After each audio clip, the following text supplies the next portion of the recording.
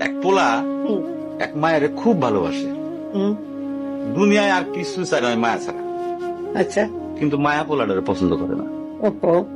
অনেক চেষ্টার পর মায়া সে পোলাটারে কইল যে ঠিক আছে, হ্যাঁ, আমি তোমারে ভালোবাসতে পারি, হ্যাঁ। আমার একটা জিনিস এনে দিতে হবে। কি রে?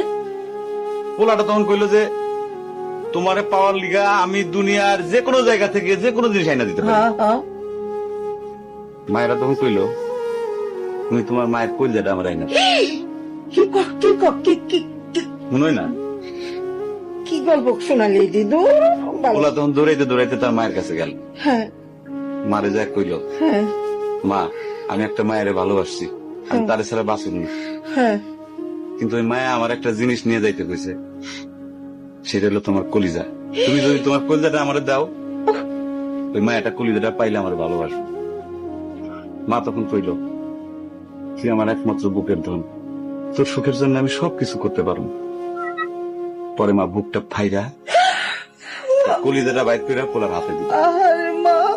পোলাটা কলিজাটা হাতে পাইয়া যে কি খুশি, মা দৌড়াইতেছে দৌড়াইতেছে দৌড়াইতেছে, দৌড়াইতে দৌড়াইতে হঠাৎ রাস্তার মধ্যে উষ্টা খাইয়া পড়ে গেছে।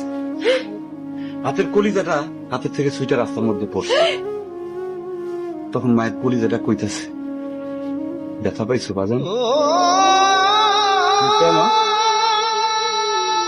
কোন মায়া যদি এইরকম কয়, সেই মায়ের আমি, আমার মনে হয় জগতের সব মায়ে একরকম, মা আমি পারো না, মা আমি তোমার ছাড়া আমি থাকতে পারবো না, মা।